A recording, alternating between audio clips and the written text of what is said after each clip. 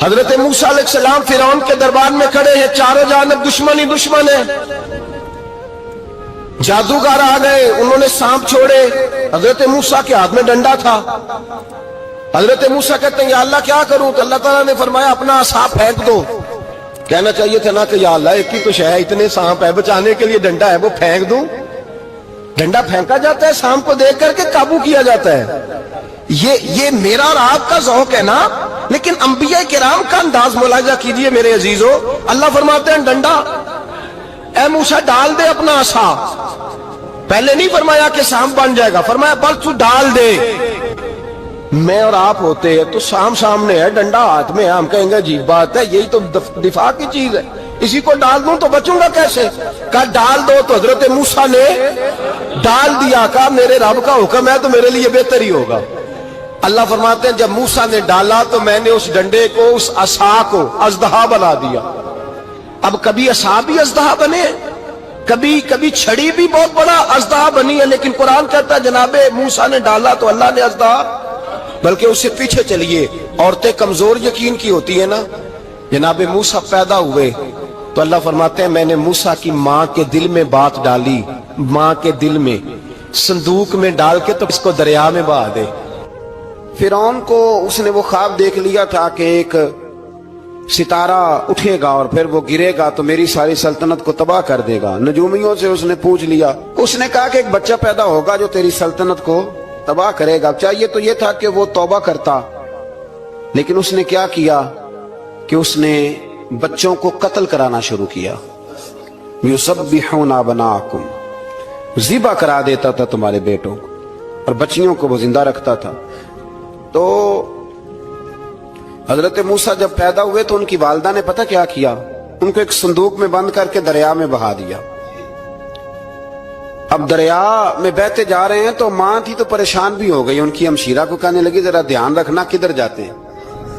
حضرت موسیٰ علیہ السلام دریا میں بہتے بہتے نا، فرعون نے نا دریا کے کنارے مکان بنایا ہوا تھا۔ آپ کو پتہ ہے بادشاہوں کا ذوق ہوتا ہے، آج کل ہمارے جو حکمران ہیں انہوں نے اس کا نام فارم ہاؤس رکھا ہوا ہے، میرا فارم ہاؤس، اور پرانے زمانے میں لوگ ڈیرا کہتے تھے۔ تو اس نے بھی اس طرح کا فارم ہاؤس بنایا ہوا تھا۔ وہاں پہ حضرت موسیٰ علیہ السلام تیرتے ہوئے تابوت کے اندر، صندوق کے اندر جا رہے ہیں۔ فرعون اور ان کی بیوی حضرت آسیہ بے اولاد تھیں، بڑی تڑپ تھی بیٹے کی، وہ بھی وہاں کھڑی تھی۔ صندوق تیرتا ہوا آیا تو فرعون نے کہا کہ جاؤ پکڑ کے لاؤ دیکھو کیا ہے۔ جب وہ لے کے آئے نا تو آپ کی ہمشیرہ جو نگرانی کر رہی تھی پریشان ہو گئی کہ یہ تو اس کے ہاتھ لگ گئے، یہ تو اب مار ڈالے گا۔ لیکن جب خوبصورت اور چمکتا ہوا بچہ دیکھا تو بی بی آسیہ کہنے لگی یہ بنی اسرائیل کا ہے ہی نہیں، یہ تو پتہ نہیں کہاں سے بہتا ہوا یہاں آ گیا ہے، تم ایسے ہی چھوڑ، یہ پتہ نہیں کہاں سے، رکھ نہ لیں، رکھ نہ لیں۔ تو حضرت موسیٰ علیہ السلام وہ کہنے لگا نہیں انہی کے ہیں، موسیٰ علیہ السلام اسی کے ہیں۔ تو آسیہ کہنے لگی تیرے تو سر پہ نا بس بھوت ہی سوار ہو گیا، ہر وقت وہی لوگ تجھے یاد رہتے ہیں، یہ پتہ نہیں کہاں سے بہ کے آیا۔ اب رکھ لیا، مان گیا فرعون۔ آپ فرعون کے گھر میں جو اس لیے بچے مروا رہا تھا کہ میری سلطنت حضرت موسیٰ پیدا نہ ہو جائیں، تو اسی کے گھر میں پرورش پانے لگے، اسی کے گھر میں۔ اب عورتیں منگائیں گئی دودھ پلانے کے لیے، تو حضرت موسیٰ علیہ السلام کسی بی بی کا دودھ نہیں پیتے، تو آپ کی ہمشیرہ نہ وہیں دائیں بائیں گھومتی رہتی۔ تو کہنے لگی جناب آسیہ سے کہ میں ایک بی بی کو جانتی ہوں، بڑی صاف ستھری ہے، مجھے امید ہے یہ بچہ اس کا دودھ پیے گا۔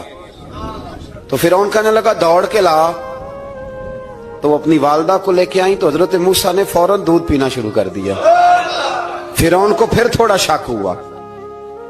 ایک روایت یوں بھی لکھی ہے بعض لوگوں نے کہ فرعون ایک دن اٹھایا ہوا تھا، حضرت موسیٰ کی ابھی تھوڑی سی عمر تھی، تو آپ نے اس کی داڑھی پکڑ کے تو ایک گھونسا دے مارا، جلالی تو شروع سے ہے نا۔ تو کہنے لگا آسیہ تو مان نہ مان یہ بچہ وہی ہے۔ تو حضرت بی بی آسیہ کہنے لگی کہ تجھے غلط فہمی ہے، یہ وہ نہیں ہے۔ اس نے کہا دیکھو نا یہ تو اٹھاتی ہے تو پیار کرتا ہے، اور میرے جب قریب آتا ہے تو اس کے لب و لہجے میں تلخی محسوس کرتا ہوں۔ اس نے کہا بچوں کو کیا پتا۔ خیر ایک طرف اس نے کھانے پینے کی چیزیں رکھ دی، ایک طرف انگارے رکھ دیے۔ وہ بھی حضرت آسیہ کہتی ہیں کہ تجھے سمجھ آئے بچے بچے ہوتے ہیں۔ حضرت موسیٰ بچے تو تھے پر تھے تو اللہ کے نبی نا، اللہ کے نبی تھے.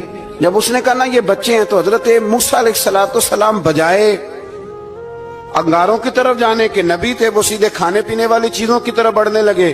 فرعون کہنے لگا آپ بتا. اللہ تعالیٰ نے حضرت جبریل کو بھیجا. انہوں نے کہا ادھر نہیں جانا آپ ادھر جائیے. تو آپ آگ کی طرف گئے اور ایک کوئلہ اٹھا کے زبان پہ رکھ لیا. تو آسیہ کہنے لگی سمجھ آئی بچے کو کیا پتا کدھر جانا ہے کدھر نہیں جانا. اگر وہ اتنا ہی خیال ہوتا وہی بچہ ہوتا تو آگ. اور بعد مفسرین نے لکھا ہے یہ جو حضرت موسیٰ دعا مانگتے تھے نا رب اشرح لی صدری ویسر لی امری, یہ وہ آگ کا انگارہ جب کوئلہ منہ میں رکھا تھا نا تو اس کی وجہ سے زبان میں کچھ لکنت آ گئی. تو آپ دعا کرتے تھے کہ یا اللہ میری زبان کی وہ بند گرا کھول دے تاکہ میں کھل کے فرعون کے سامنے بات کر سکوں. وہیں حضرت موسیٰ پلنے لگے, وہیں پلے, وہیں جوان ہوئے, وہیں اللہ نے ساری دولتیں دی. بہن بھی ملی, ماں بھی ملی, اور سارے عزیزوں کا پیار بھی ملا. اسی گھر کے اندر اللہ نے پرورش کر کے فرعون کے ظلم سے بنی اسرائیل کو نجات عطا فرمائی. کہ موسیٰ پھر فرعون کے گھر میں پلنے لگے اور جب جوان ہو گئے تو فرعون کے ہاں جو ظلم ہوتا تھا حضرت موسیٰ اس پر بول پڑتے تھے, جلال فرماتے. تو فرعون پھر ناراض رہنے لگا یہاں تک کہ اس نے آپ کو نکال دیا. آپ تشریف لے گئے وہاں سے. تو حضرت موسیٰ ایک دن شام کے وقت دوبارہ آئے بستی میں, لوگ سوئے ہوئے تھے. تو دو آدمی, ایک بنی اسرائیل میں سے اور ایک فرعون کی اپنی قوم میں سے, وہ دونوں آپس میں جھگڑ رہے تھے. لیکن وہ جو حضرت موسیٰ کی بنی اسرائیل کی قوم کا شخص تھا اس پر وہ قبطی, وہ جو فرعون کے قریبی لوگوں میں سے تھا, وہ ظلم کر رہا تھا اور بوجھ اٹھانے کی بات کر رہا تھا. اب اس نے حضرت موسیٰ کو پکارا کہ یہ دیکھیں میرے ساتھ کس طرح کی بات کر رہا ہے. تو حضرت موسیٰ کا ارادہ بھی نہیں تھا, آپ نے بس اس کو سمجھایا. پر کچھ لوگوں کو سمجھ, تو حضرت موسیٰ نے پھر ایک مکہ مارا, ایک گھونسا مارا, صرف ایک ہی. یہ کئی تگڑے اور دلیر اس طرح کے بھی ہوتے ہیں کہ گھونسا ایک بھی برداشت نہیں کرتے. وہ ایک مارا, آدمی دھڑام سے زمین پہ گرا اور ماری گیا. حضرت موسیٰ کا ارادہ نہیں تھا لیکن وہ مر گیا. حضرت موسیٰ علیہ السلام نے اس بات پر اپنے رب سے استغفار بھی فرمائی. قرآن کہتا ہے کہ انہوں نے معافی چاہی کہ اللہ میرا ارادہ نہیں تھا. بہرحال اگلے دن نا حضرت موسیٰ دوبارہ آئے.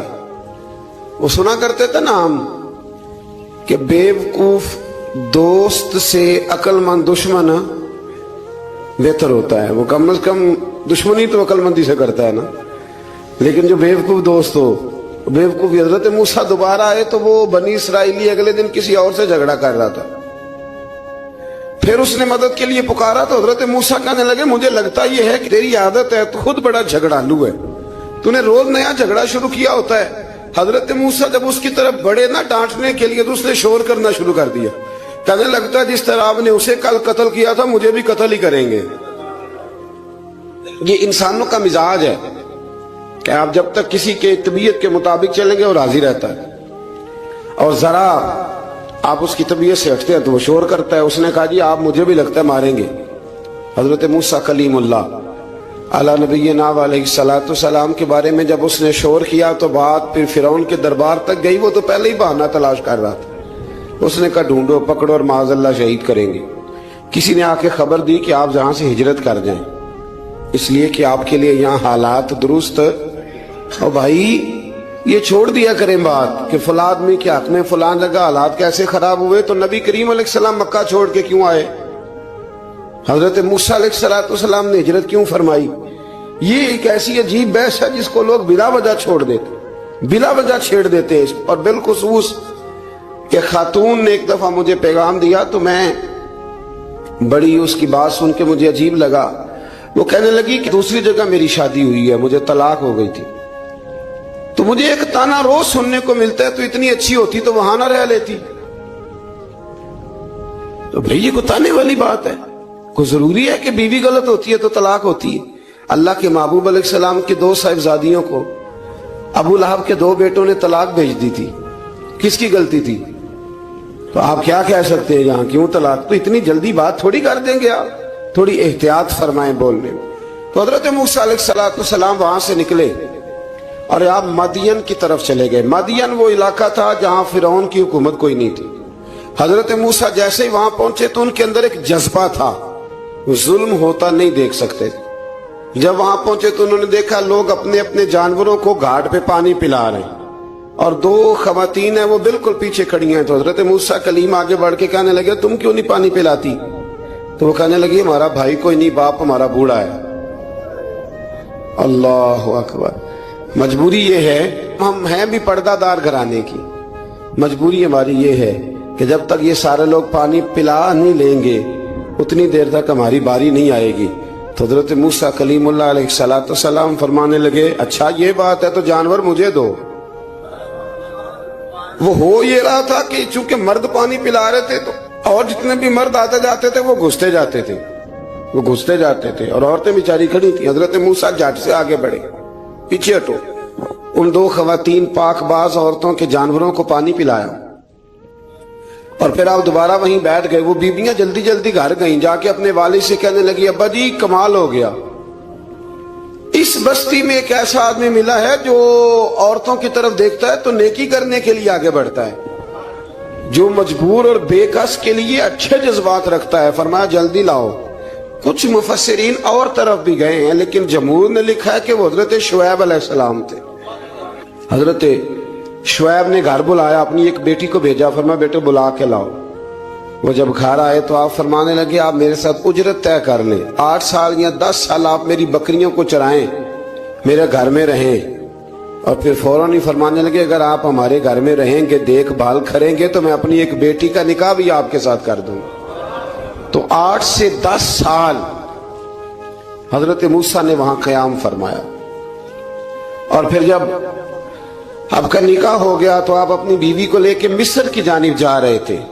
تو رستے میں ٹھنڈ زیادہ ہو گئی تو اپنی زوجہ سے کہنے لگے وہاں آگ جل رہی ہے, میں تیرے لیے آگ لے کے آتا ہوں تاکہ تو تاپ سکے, گرمی حاصل کر سکے. وہاں گئے تو درخت سے آواز آئی موسیٰ میں تیرا رب ہوں. درخت سے آواز آئی موسیٰ میں تیرا رب ہوں. اور حضرت موسیٰ کلیم اللہ کو وہاں وحی آنی شروع ہوئی. وہیں اللہ تعالیٰ نے انہیں وہ عصا عطا فرمایا جو پھر بعد میں اژدہا بنتا تھا. رب کریم نے وہیں حضرت موسیٰ کلیم کو وہیں ید بیضا عطا فرمایا. اپنا ہاتھ گریبان میں ڈال کے نکالتے تھے تو چاند اور سورج کی طرح روشنی دیا کرتا تھا. ید بیضا لیے بیٹھے ہیں اپنی. میں کبھی کبھی کہا کرتا ہوں کہ مولا کے دینے کے انداز بڑے انوکھے ہیں. بھائی یوسف کو کنویں میں پھینکتے ہیں تو اللہ مصر کا حکمران بنا دیتا. تو پھر حضرت موسیٰ وہاں سے واپس آئے اور آ کر کے آپ نے دوبارہ وہ سارا نظام زندگی شروع فرمایا. موسیٰ علیہ السلام نے ان کو دعوت حق دی اور کہا کہ میں تمہارے پاس واضح نشانیاں لایا ہوں, بنی اسرائیل کو میرے ساتھ بھیج دو. فرعون نے معجزات پیش کرنے کے لیے کہا تو حضرت موسیٰ علیہ السلام نے اپنا عصا زمین پہ ڈالا, اپنا عصا, اپنی چھڑی, اپنا ڈنڈا زمین پہ ڈالا تو وہ ایک واضح اژدہا بن گیا.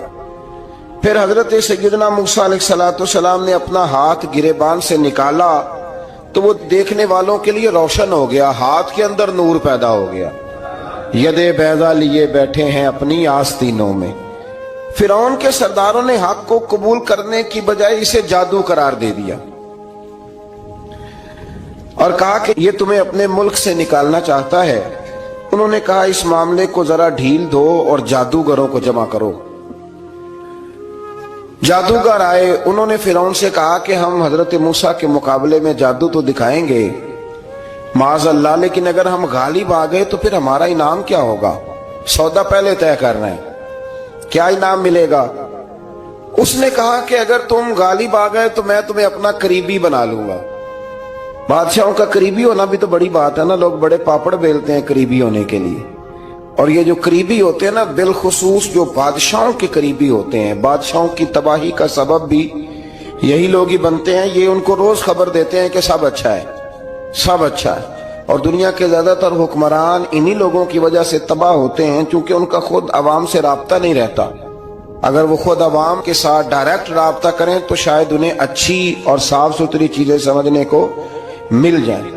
خیر, جادوگروں نے جب کہا ہمیں کیا دو گے تو اس نے کہا تمہیں قریبی بنا لوں گا. جادوگروں نے موسیٰ علیہ السلام سے کہا کہ آپ پہل کریں گے یا ہم پہل کریں؟ تو موسیٰ علیہ السلام نے کہا تم پہل کرو۔ جب جادوگروں نے اپنی رسیاں زمین پہ ڈالیں تو لوگوں کی نگاہوں کو سحر زدہ کر دیا، جادو کر دیا اور انہیں ڈروا دیا۔ انہوں نے کہا یہ تو بڑا جادو لے آئے۔ تو اللہ تعالیٰ نے حضرت موسیٰ علیہ السلام کو حکم دیا کہ آپ بھی اپنا عصا زمین پہ ڈالیں۔ ان کی رسیاں سانپ بن گئی تھی نا، دراصل وہ سانپ بنی نہیں تھی، لوگوں کی آنکھوں پر جادو ہو گیا تھا، انہیں سانپ نظر آ رہا تھا۔ فرمایا آپ بھی اپنا عصا زمین پہ ڈالیں۔ وہ عصا سانپ بنا اور جادوگروں کی ساری چیزوں کو نگل ہی گیا۔ ان کی بہت ساری رسیاں سانپ بنی تھی، ان کا ایک ہی عصا سانپ بنا اور سب کو نگل گیا۔ اس طرح کے معجزے کی حقانیت اور جادوگروں کا بطلان ثابت ہوا اور فرعونی رسوا ہو گئے۔ جادوگر سجدے میں گر گئے اور اللہ پر ایمان لے آئے۔ فرعون نے انہیں دھمکی دی کہ تم میری اجازت کے بغیر ایمان لے آئے ہو، میں تمہارے ہاتھ اور پاؤں مخالف سمت سے کاٹ دوں گا، یعنی الٹا ہاتھ کاٹ دوں گا، سیدھا پیر کاٹ دوں گا، میری بغیر اجازت ایمان لے آئے ہو، اور تمہیں سولی پہ بھی چڑھوا دوں گا۔ انہوں نے کہا کہ ایمان لانے کی پاداش میں تم ہمیں سزا دینا چاہتے ہو؟ پھر انہوں نے اللہ تعالیٰ سے صبر اور استقامت کی دعا کی۔ اس کے بعد فرعون نے بنی اسرائیل کے بیٹوں کو قتل کرنے کی اور بیٹیوں کو زندہ چھوڑنے کا حکم دے دیا۔ موسیٰ علیہ السلام نے قوم کو صبر کی تلقین کی اور کہا کہ نیک انجام اہل تقوی کے لیے۔ یہاں ایک لطیف بات ہمارے صوفیاء نے بھی لکھی ہے۔ صوفیاء کہتے ہیں کہ فرعون نے کلمہ نہیں پڑھا اور جادوگر کلمہ پڑھ گئے۔ وہ کس طرح کلمہ پڑھ گئے؟ تو کہنے لگے دراصل انہوں نے آتے ہی حضرت موسیٰ کا ادب بڑا کیا تھا۔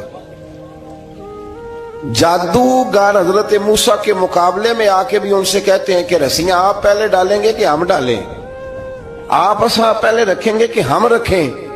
تو اتنا سا ادب کیا تو رب کریم نے فرمایا جو نبی کا ادب کرے وہ بے ایمان نہیں رہ سکتا، جو نبی کا ادب کرے وہ بے ایمان نہیں رہ سکتا، اور جو نبی کی بے ادبی کرے وہ ایماندار نہیں رہ سکتا۔ ختم ہو گئی بات۔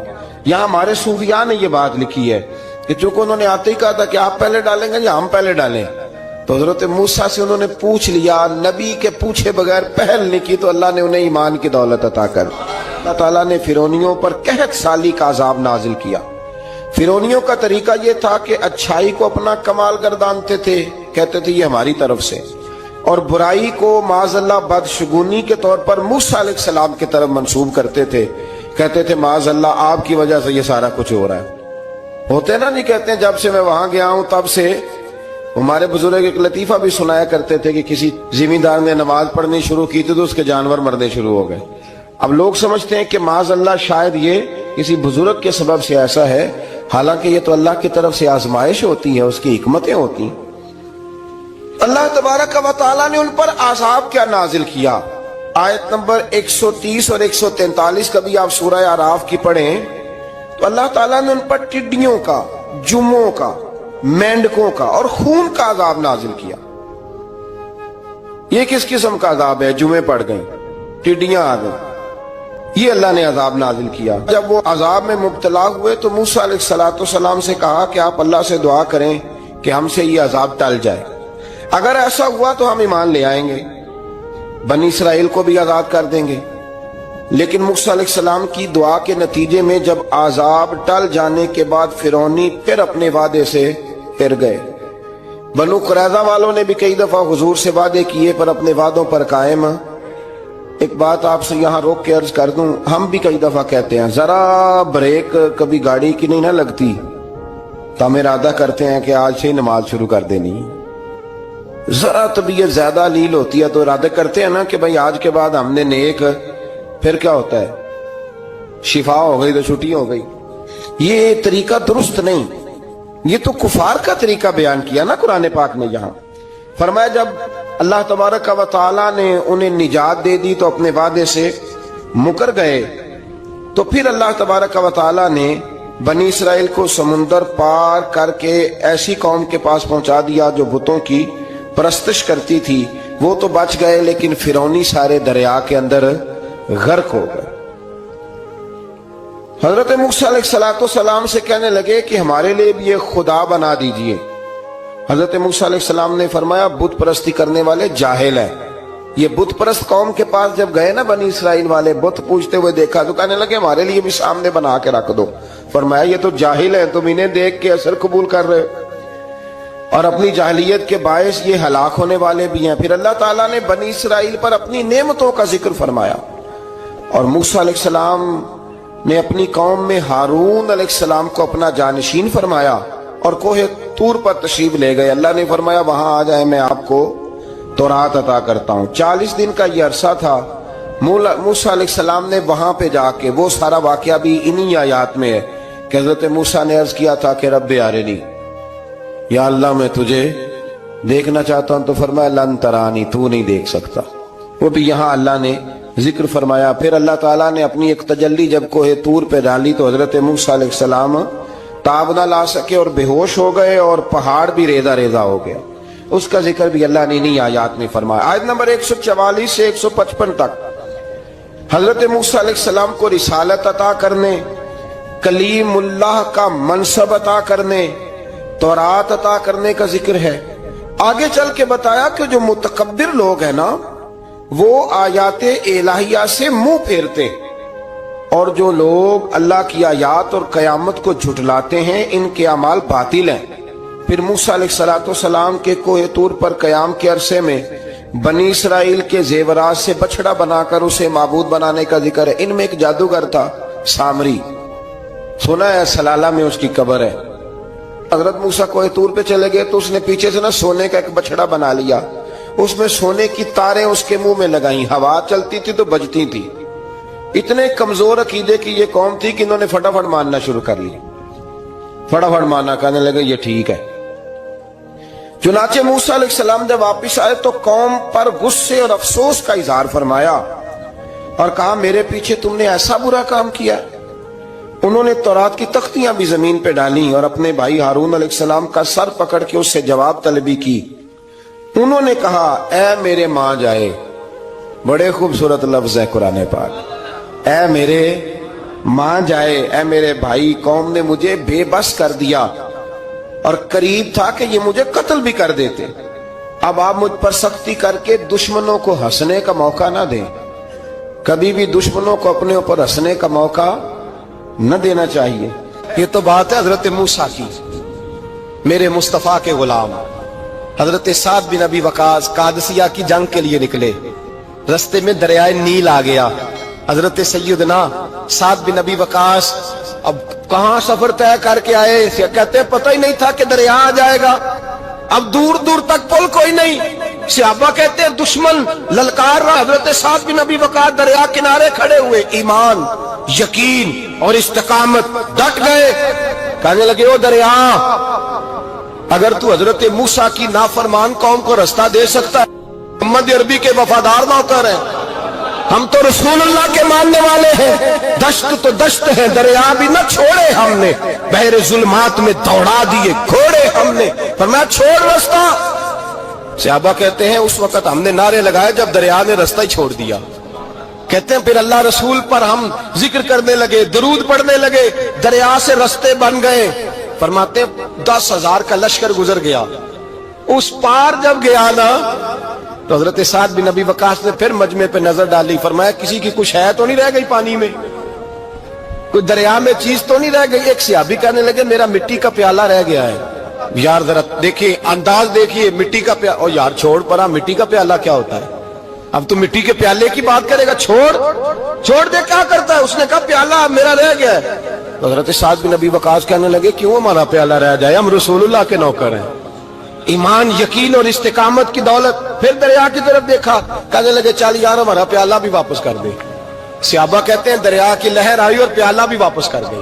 اور میرے بھائی جب ایمان کی دولت, یقین کی دولت, اعتماد کی دولت, جو بابا کہتا ہے نا کہ معاذ اللہ تعالیٰ الو کا خون لے آؤ اور شیر کی کھلڑی لے آؤ, میں کالا پیلا نیلا جادو کروں گا, اس پر لوگ دوڑ کے جاتے ہیں, 50-60 ہزار روپیہ بھی دے آتے دوڑ کے. اور اگر کہا جائے کہ مسجد آؤ 4 رکعت نماز پڑھو, حاضری دو مسجد کی, تو کہتے ہیں معرفت والے ہیں. معرفت والے نمازیں نہیں پڑھتے, وہ کون سی معرفت ہے. یہاں اللہ کی بارگاہ میں جھکنے کا, چونکہ یہ لیٹ ہے نا, یہ پتہ نہیں جنت میں جا کے ملے گا, کب ملے گا, معاذ اللہ. لوگ دنیا داری کے معاملے میں پس جاتے ہیں. حکمران نے وعدہ کر دیا ہے سڑکیں پکی ہو جائیں گی, خوشحالی ہو جائے گی, موجیں لگ جائیں گی, لوگ لائنوں میں کھڑے ہیں ووٹ دینے کے لیے, اور تیرے رب نے کہا ہے تو مجھ سے ڈر جا, میں تیری دنیا بھی اچھی کر دوں گا, آخرت بھی اچھی کر دوں گا, تو ادھر آ میری بارگاہ میں جھک. لوگ اعتماد اور یقین کو اوہام پرستی کا شکار ہیں, ہم لوگ وہم کا شکار, ہم لوگ بدشگونی ایسے ہو جائے گا ویسے ہو جائے گا, ہم ان چیزوں کا شکار. بھائی اعتماد کی دولت پیدا کریں, یقین اپنے اندر پیدا کریں, ایمان پیدا کریں, ڈٹ جائیں رب رسول کا نام لے کر. حضرت عمر کا زمانہ تھا, مصر فتح ہو گیا, حضرت عمر بن عاص گورنر بنے. رواج یہ تھا مصر کے اندر کہ ایک دریا چلتا تھا, دریائے نیل, اور سارے مصر کا انحصار اسی دریا پہ تھا. فصلوں کو پانی بھی لگتا اسی سے, جانور بھی اسی سے پانی پیتے, کھیتیاں بھی اسی سے سیراب ہوتی. سال کے بعد وہ دریا خشک ہو جاتا تھا, سال کے بعد وہ دریا خشک ہوتا, اور جب خشک ہوتا نا تو ایک کواری لڑکی قتل کر کے دریا میں ڈالتے, پھر وہ دریا چلتا. آج بھی بہت ساری جگہوں پہ اوہام پرستی ہے, کہتے ہیں ہمارے آستانے کا طریقہ ہے. میں نے کہا آستانے کا اس آستانے کا طریقہ ہوتا ہے جس آستانے کا تعلق در مصطفیٰ سے ہوتا ہے. باقی کسی آستانے کا اپنا کوئی ذاتی طریقہ نہیں. طریقہ وہ جو میرے نبی پاک کا طریقہ ہے, اس سے ہٹ کر کون سا طریقہ ہے. ہمارے آستانے کا طریقہ ہے, ہماری یہ رسم ہے, ہمارا یہ رواج ہے. اٹھا کے بھاگ جاؤ رسم و رواج. ہمارے رسم و رواج رسول اللہ کی سنت کے پابند ہے. سارے بولیے صلی اللہ ہو, پھر ایک دفعہ پڑھیے درود شریف صلی اللہ ہو, 3 دفعہ کر لیں تاکہ طاقت ہو جائیں. صلی اللہ ہو, نبی پاک صلی اللہ علیہ وسلم کا طریقہ اصل طریقہ ہے. حضرت عمر فاروق کو جناب عمر بن عاص, اور کہتے ہیں کہ پکا طریقہ یہ تھا کہ جب تک لڑکی قتل کر کے ڈالتے نہیں تھے دریا چلتا نہیں تھا. حضرت عمر کو خط لکھا کہ حضور یہ معاملہ ہے, اور لوگ مجھے یہی کہتے ہیں. میں نے لوگوں کو سمجھایا ہے کہ اسلام ظلم کا حکم نہیں دیتا, ظلم کی اجازت نہیں دیتا, کیسے لڑکی قتل کی جائے. اب آپ بتائیں کیا کرنا ہے. حضرت عمر ایمان, یقین, استقامت, پہاڑ ہے یہ لوگ. حضرت عمر نے 2 خط لکھے, ایک حضرت عمر بن عاص کے نام, دوسرا دریائے نیل کے نام. 2 خط لکھے, ایک خط لکھا دریا کے نام, ایک خط لکھا عمر بن عاص گورنر کے نام. گورنر کے نام خط لکھا تو فرمایا جتنے یہودی ہیں, عیسائی ہیں, کمزور ایمان والے, سب کو دریائے نیل پہ لے جا, اور میرا یہ دوسرا خط دریا میں ڈال دے اور سب کے سامنے ڈالنا.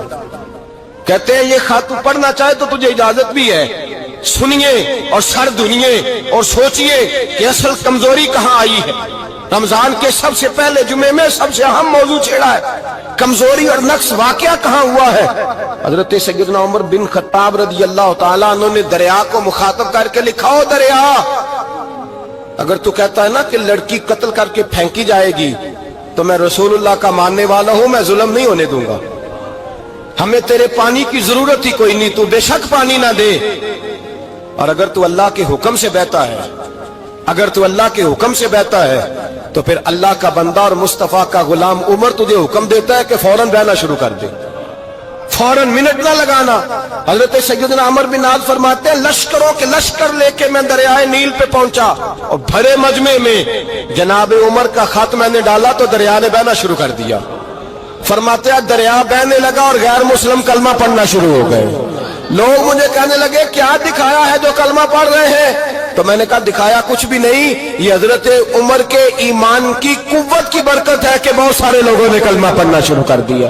یہ ایمان کی قوت. ڈرا ہوا مسلمان, سہما ہوا مسلمان, یہ کبھی امریکہ کے پیچھے بھاگتا ہے, کبھی یورپ کے پیچھے بھاگتا ہے, کبھی ادھر جاتا ہے, کبھی ادھر جاتا ہے. اپنی دنیا آپ پیدا کر, اگر زندوں میں ہے, سر آدم ہے, ضمیر کن فقہ ہے زندگی. جب ایمان کی طاقت پیدا ہوتی ہے, جب قوت پیدا ہوتی ہے, پھر انسان کے اخلاق سمر جاتے ہیں, پھر اس کا نظریہ سیدھا اللہ رسول کی ذات پر جا کے کھڑا ہوتا ہے. جنہیں آزمایا گیا تھا حضرت ابو بصیر رضی اللہ تعالیٰ. ہمیں تو تھوڑا سا جھٹکا لگ جائے نا مذہب کا, تھوڑا سا, لوگ دین کی طرف آتے ہیں, اس میں نا تھوڑی تکلیف ہے. صحیح بخاری کی حدیث, اس میں تکلیف ہے, سچ کہہ رہا ہوں, صحیح بخاری کی حدیث ہے. ایک صحابی نے کہا تو حضور میں آپ سے پیار کرتا ہوں. نبی پاک نے فرمایا اچھی طرح سوچ لے. سونے نہیں پیار ہے, فرمایا چل پھر سوچ لے. حضور بڑا پیار, میں سوچ لے. کہا محبوبہ بڑا پیار ہے. نبی پاک نے فرمایا پھر تیاری کر لے, جس طرح گہری جگہ پہ پانی تیزی سے آتا ہے تیری طرف مشکلات بھی تیزی سے آئیں گی. तेजी से। ये शहादत का है उल्फत में कदम रखना। लोग आसान समझते हैं मुसलमान होना, जरा अच्छी तरह सोच ले, जो मुझसे मोहब्बत का दावा करेगा उसे तकलीफ है, बोलो उसे तकलीफ है, ये पक्की बात। जो मोहब्बत में मुखलस हो वो देख ले मैं आजमाइश में कितना हूं। तो अगर कोई कहता नहीं मजहब में जाएंगे तो मौजें लग जाएंगी, तो ये बात दुरुस्त नहीं है, ये तो बड़ा मुश्किल काम है। ये तो उससे पूछो ना जो इस मनसब पे है। ये कठिन मरहला है, कठिन। ये शहादत का है उल्फत में कदम रखना। लोग आसान समझते हैं मुसलमान होना, रोता है फलक बरसों, फिर जाके ये हालात दुरुस्त होते हैं। तो भाई याद रखें और समझें, हजरत अबू बसीर रदी अल्लाह तआला अन्हु, नबी पाक सल्लल्लाहु अलैहि वसल्लम ने तय कर लिया कुफार के साथ, हुदैबिया की जंग हुई तो फरमाया अगर कोई मुसलमान मक्के चला जाएगा तो काफिर कहने लगे हम वापस नहीं करेंगे, और अगर कोई कलमा पढ़ने वाला सताया हुआ मुसलमान मदीने आएगा तो मुसलमानों को वापस करना पड़ेगा। मुसलमान अपना बंदा नहीं रख सकता। और मुसलमानों का कुछ शख्स गलती से भी मक्के चला गया तो मक्के वाले वापस नहीं करेंगे। हजरत अबू बसीर रदी अल्लाह तआला अन्हु सहाबी थे, बाप ने, भाई ने, महल्ले वालों ने कैद किया हुआ था कलमा पढ़ने की वजह से, पैरों में जंजीरें थी, बेड़ियां थी, किसी तरीके से जेल तोड़ के दौड़े मदीने पहुंचे। कहते हैं रस्ते में किसी आदमी के साथ घोड़े पे कुछ देर बैठा, फिर पैदल चला। सहाबा कहते इतना दर्दनाक मंजर बड़ा कम हमने देखा। अबू बसीर जिस गली से गुजरते वहां खून फैल जाता, उनकी टांगे खून से कटती, वो जंजीरें बंधी हुई। दरे रसूल पे हुजूर मैं भाग के आया हूं। कहते अभी नबी पाक सल्लल्लाहु अलैहि वसल्लम उनकी बात सुन ही रहे थे कि पीछे से कुरैश के 2 सिपाही भी आ गए। कहने लगे ये भाग के आया है और आपका वादा था कि आप वापस करेंगे। चश्मे ज़दन में जरा सोचना, चश्मे ज़दन में थोड़ी देर के लिए गौर करना कि हमें हमारा उस्ताद, हमारा पीर धुतकार दे के जा दौड़ जा, तो कहते हैं बिस्मिल्लाह जनाब ये जा रहे हैं। ईमान की पुख्तगी देखें, उसने तो हमें निकाल ही दिया जी, वो कैसा बंदा है। यहाँ तो किसी के यहाँ कोई फातिहा पढ़ने ना जाए तो लोग बिगड़ जाते हैं। कहते हैं उसने सलाम नहीं ली, फातिहा नहीं पढ़ी, बस खत्म, उसको एहसास ही नहीं।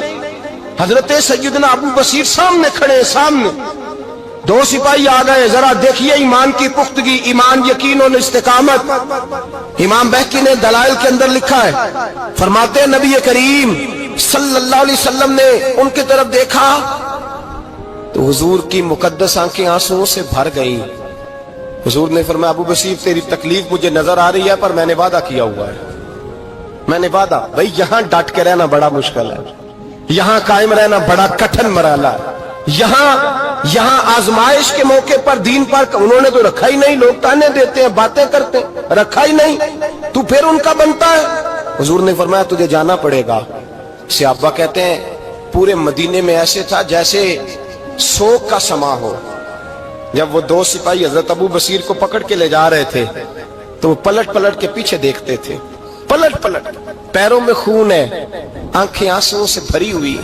फरमाते हैं जब वो पलट रहे थे तो मदीने की गलियां भी रो रही थी। मेरे नबी पाक जब वो आंखों से ओझल हो गए तो हुजूर बैठ गए जमीन पे। नबी पाक ने रोना शुरू कर दिया। फरमाया अल्लाह तूने इस शख्स की मदद फरमानी है, इस पर करम करना है, अल्लाह इसका ख्याल फरमाना। उसके लिए दुआ की, हुजूर रोए। हजरत अबू बसीर बाहर निकले तो वो जो काफर थे ना, वो कहने लगे तू बड़ा बनता था उनका, उन्होंने तुझे रखा नहीं, तुझे रखा भी नहीं। तो हजरत अबू बसीर ने थप्पड़ मारा मुंह पे, कहने लगे मैं वो नहीं जो थोड़ी सी बात से बदल जाऊं, ईमान, यकीन और इस्तिकामत की दौलत मिली हुई है। आप फरमाने लगे मेरा तो ईमान और पुख्ता हो गया है कि मेरा नबी अपने वादों का बड़ा पाबंद है, मेरा रसूल अपने वादों का बड़ा पाबंद है। हजरत अबू बसीर कहते हैं मदीने की सरहद गुजर गई तो मैंने खींची तलवार, उनमें से एक सिपाही, अब आओ मेरे मुकाबले में जिसने आना। एक को मारा, दूसरा भाग गया। फरमाते अब मैं मक्के जा नहीं सकता था, जाऊंगा तो वो ज्यादा मारेंगे। मदीने हुजूर ने कबूल ना फरमाया। फरमाते एक जंगल में जाके अल ईस नाम की एक बस्ती थी, वहां डेरा लगा लिया, दरिया के किनारे, पानी पी लेता, पत्ते खा लेता, तन तंदूर हड्डां दा बालन ते असी हावां नाल तपाया, कप कप मुखियां पेड़े कीते ते उत्तों सबर पलेथन लाया, तन दी हांडी ते मन दा सालन उत्ते लून सबर दा पाया। गुलाम फरीदा वे मैं सारी तेरी, गुलाम फरीदा वे मैं सारी तेरी, तेनू अजे यकीन नहीं आया। फरमाते सालों पत्ते खाए, अब जो भी वहां से तंग होता वो मेरे पास आके पना लेता, जिसको मक्के वाले मारते मेरे पास आ, कहते ताने देने वाले आके कहते हो तुम किस तरह के नौकर हो, तुम्हें